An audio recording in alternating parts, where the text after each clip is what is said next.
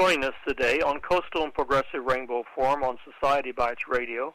Today we will be speaking with Andy MELE. He is the candidate, Democratic candidate for the Florida House District 71, and he's got an absolutely incredible background, and the books that he wrote that helped clean up some of our dirty water in this country and helped bring about the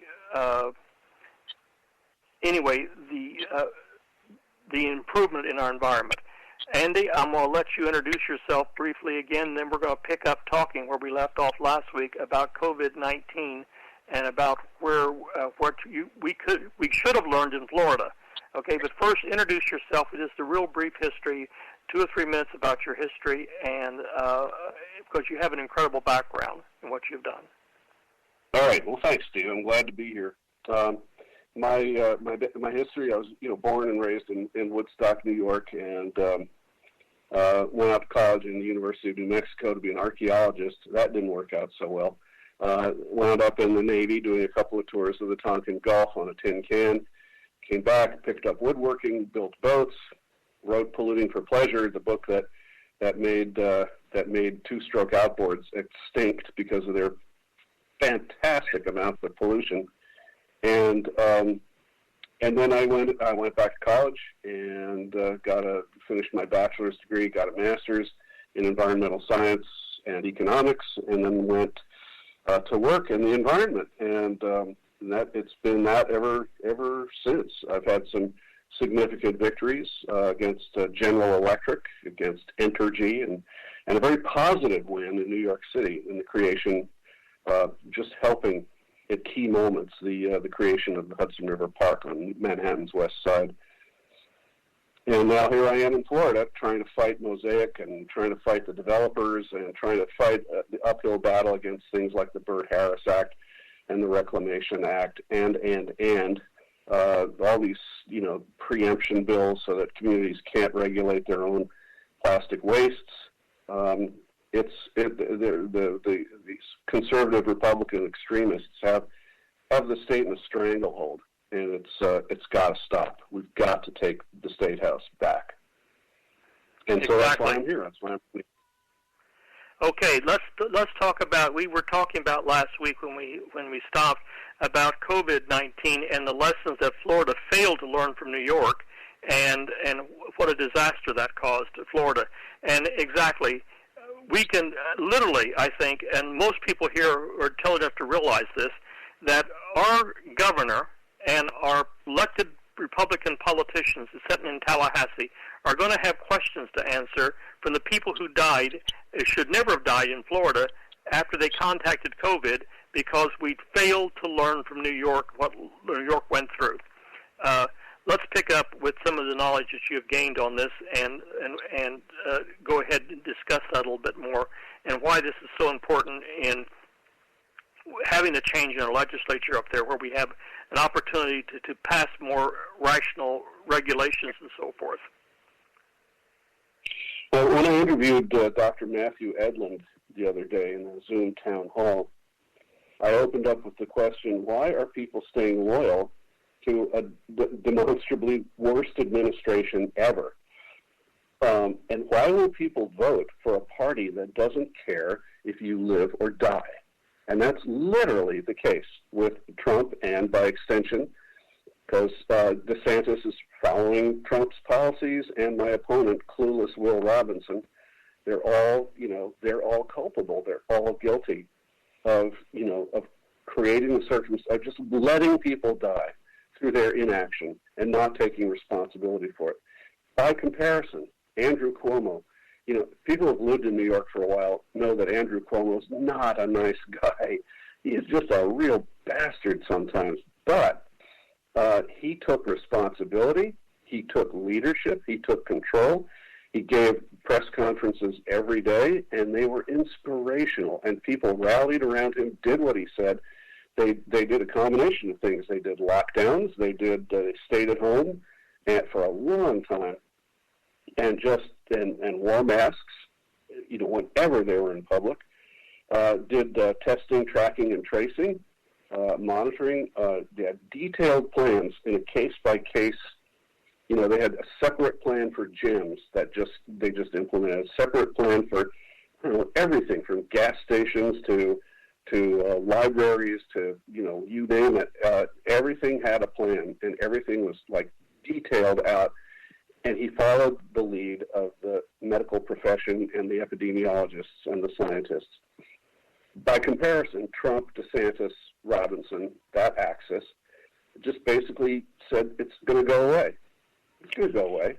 And I heard Will Robinson at the end of a talk he gave, I saw on YouTube, on the end of a talk to a Tea Party group, not that long ago, like in May or June. He gave this talk with no mask, shaking hands with everybody, and somebody said, well, at the end of it, it was sort of their Q&A, what about COVID? And he said, well, I'm not worried about it. I'll recover from it.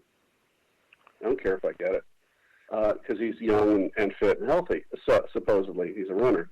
But, that's the kind of attitude, it's me. And their followers, the anti-maskers, they actually have a name for this. The anti-maskers don't understand that by not wearing a mask, they could be killing you. They don't understand it, and they don't care. It's all about me. The Republicans seem to be the party of me, or the Democrats are the party of we, and it's a big difference. Amen. So we need to follow New York's lead, and it'll never happen here in Florida. It'll never happen. We're still struggling to get it under control. It dips and rises. And what Dr. Edlund has pointed out is that this virus has created itself a reservoir of viral presence in millions and millions of people as a direct result of Trump doing nothing and DeSantis doing nothing. There's a reservoir that is there. His concern is that come wintertime, we're going to see a resurgence of COVID everywhere because its optimum breeding temperature is 40 to 50 degrees.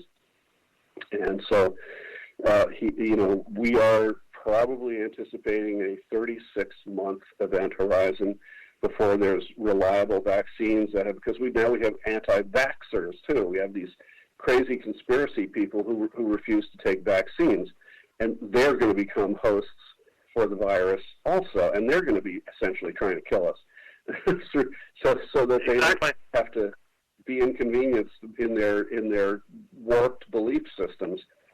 So it may just have to be the law. There may have to be a law requiring masks with teeth, with enforcement, and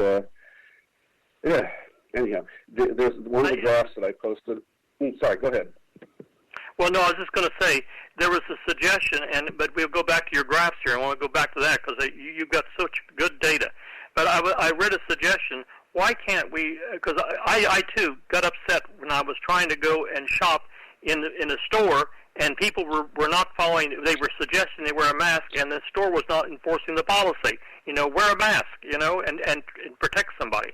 So we complained about, and I read a letter to the editor in the Herald Tribune that said, why don't we create stores for the anti-maskers can shop by themselves, and then they can contaminate each other, and they'll eventually die off, and we won't have to deal with them. And then the rest of us can shop in stores where people who do believe in science and do believe in a reality can shop together and maybe be able to survive this, even in spite of the criminal negligence that's went on at the very highest levels of this government. So, but go ahead with your charts. That you have a good point there about the charts, because science is real. It is real. Science is real.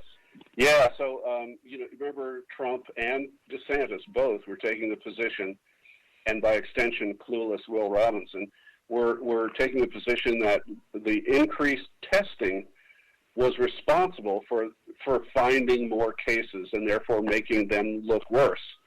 And so. But the exact opposite is the case with New York's numbers. New York started testing.